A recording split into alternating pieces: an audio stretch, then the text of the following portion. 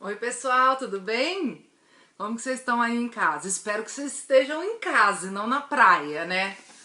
Bom, vamos lá. Na aula passada a gente falou um pouco sobre a Reforma Protestante e a gente finalizou a aula apresentando que a partir daquele momento as pessoas poderiam ter a religião que quisesse, né?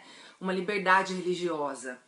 E hoje a gente mudou a religião, conseguiu mudar a estrutura da religião, agora vai mudar a estrutura ideológica, política da população para que o capitalismo se sustente, né? Hoje a gente vai falar um pouco da Revolução Francesa. A Revolução Francesa, na época da Revolução Francesa, a gente vivia o famoso Antigo Regime. E nesse Antigo Regime, o que a gente tinha? Uma aristocracia forte, forte no sentido não necessariamente de poder. Eles tinham muito poder sim, mas esse poder vai se desfazer na Revolução Francesa, né? Mas principalmente eles eram fortes na cobrança de impostos, muito fortes na cobrança de impostos e muito fortes na estrutura de que vinham ao longo de muitos séculos tendo a monarquia como principal estrutura, né? Cobrança de muitos impostos tá parecendo um pouco com a gente, né? Muitos impostos sem ter nada de retorno.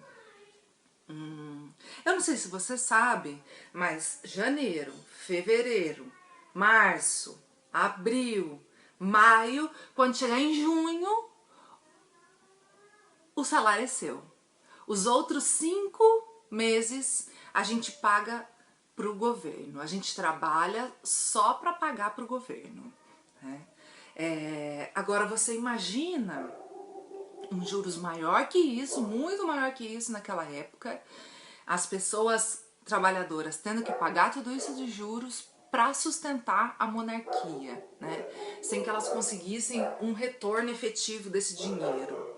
Então a gente tinha lá no antigo regime a aristocracia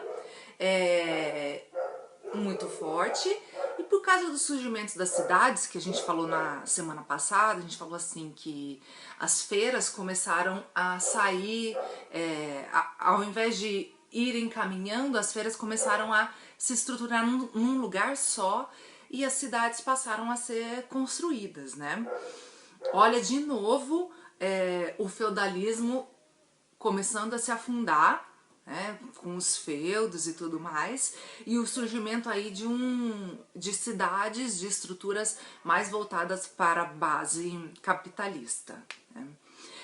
Então a gente tinha a formação das cidades, um mercantilismo que já havia começado lá na Reforma Protestante e aqui na Revolução Francesa ele está ainda mais forte.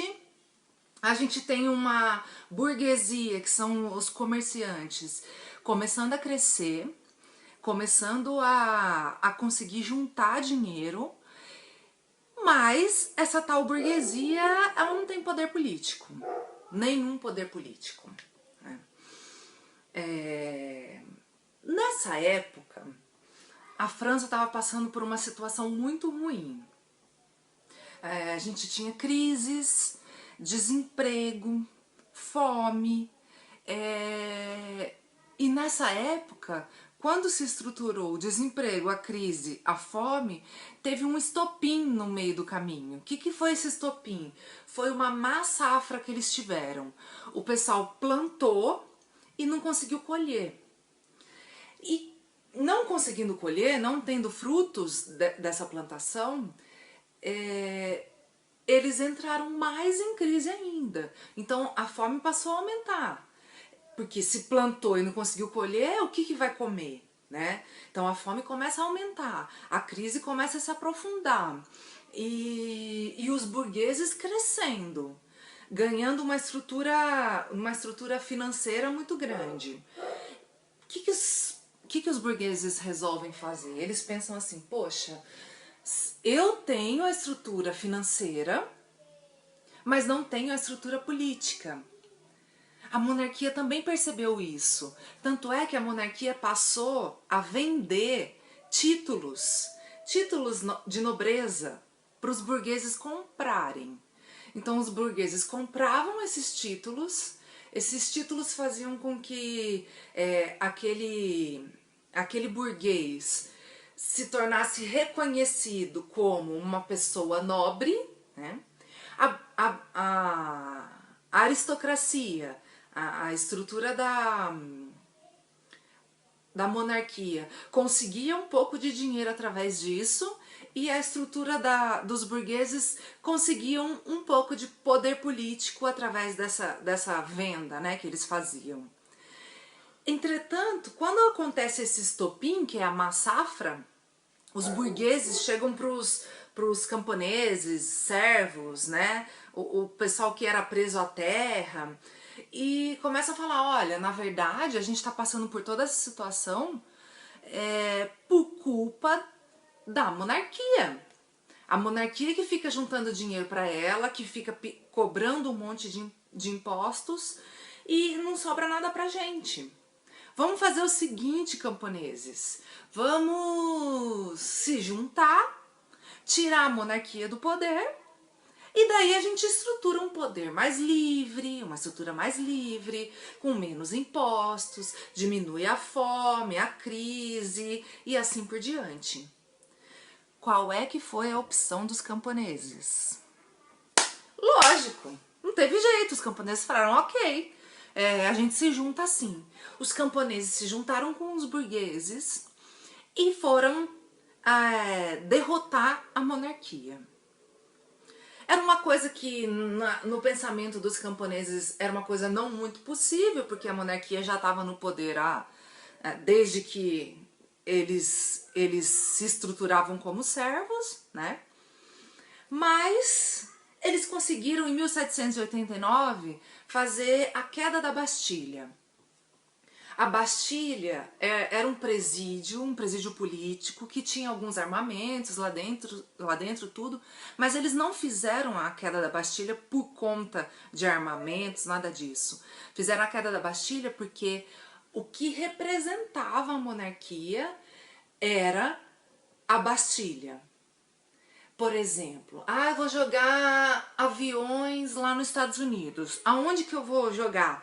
Num símbolo. Então joga lá nas Torres Gêmeas, joga no Pentágono, que são símbolos dos Estados Unidos. Então se você consegue atingir um símbolo, você está dizendo para o restante todo da população que aquela classe ou aquele país não tem mais força. Né? Não tem mais força, você conseguiu atingir o símbolo. Então eles atingiram a Bastilha, que era esse presídio. Quando eles atingem a Bastilha, eles continuam com a estrutura revolucionária, né?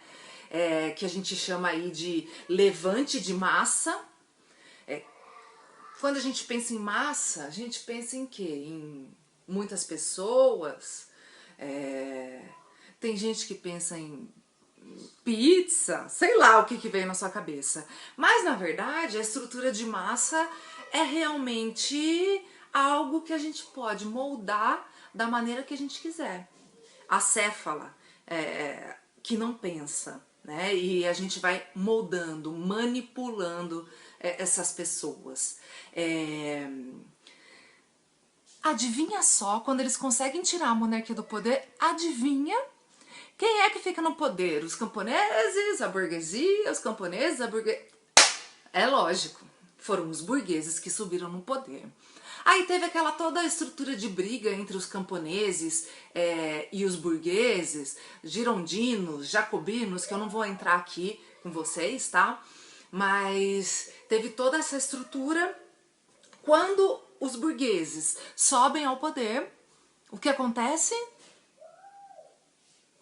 Os camponeses continuam passando fome, numa crise, numa desestrutura de desemprego, uma estrutura de desemprego, e para eles nada muda.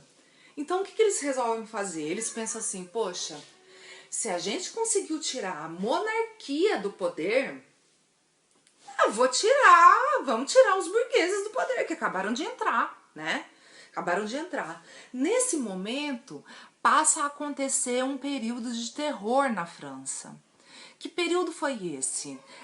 Foi um período que todo mundo que estivesse contra a estrutura do governo ou que o governo achasse que aquela pessoa estivesse contra, eles matavam, eles guilhotinavam. Era um período de terror chamado período de terror tão grande, mas tão grande. Na verdade, assim, eles guilhotinavam em praça pública, as cabeças caíam dentro de cestas e depois essas cabeças eram expostas em praça pública. Praça pública? Quem é que ia ver uma pessoa sendo decapitada em praça pública, né? As pessoas iam para ver, por exemplo, qual era a cabeça que tinha mais espasmo depois que morresse, né? Assim como a gente também vê, quando a gente passa pelas estradas e tem algum acidente, a gente fica, ai, veja, não vejo, veja, não vejo, né? São curiosidades que a humanidade tem. Esse período de terror foi tão grande, mas tão grande, que o rei foi guilhotinado. E olha só que curiosidade. O guilhotim, que foi o cara que inventou a guilhotina, experimentou da sua invenção. Não tem nada melhor do que saber, morrer sabendo que a sua invenção funciona. Ó, parabéns, né? Bom, quando a gente passa nessa estrutura de guilhotina e tá passando por um período de terror, se vier alguém falar assim pra você, Tatiana, você tá passando por tudo isso, você quer alguma ajuda? Qual que é a minha alternativa? Sim, quero, né? Eu vou querer sua ajuda. Quem veio e falou isso para a população foi um cara chamado Napoleão Bonaparte. Ele veio e falou para a população que se a população votasse no sim em um plebiscito, né? Um plebiscito é quando a gente tenta saber a opinião da população. O último que a gente teve aqui no Brasil foi com relação aos armamentos, se iria ter armas, se não iria, né, para a população como um todo. Nesse plebiscito, a população votou que sim, que ele seria o imperador lá da França. Quando a população vota que sim, e o Napoleão vai ser coroado, porque quem coroava as pessoas era o clero, que estava acima de toda a estrutura hierárquica, né? O clero foi até o Napoleão para coroar. O Napoleão pegou a coroa da mão do clero e colocou na sua própria cabeça. Querendo dizer o quê? Que a partir daquele momento existiu uma divisão entre o que era religiosidade e o que era o poder político. Então ele consegue estruturar um poder laico, sem a estrutura religiosa se fundamentando, colocando as suas opiniões e assim por diante. Principal coisa da aula de hoje é que ele separando a estrutura, Estado e poder, poxa, agora a gente pode pensar em estruturas científicas. Agora a gente pode pegar, por exemplo, a estrutura do direito dos homens e dos cidadãos, que aconteceu na Revolução Francesa, como algo que a gente possa implementar.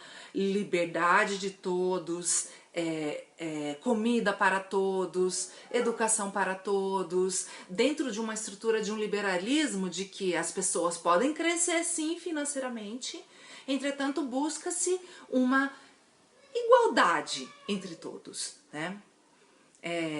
Por hoje é isso. Obrigada.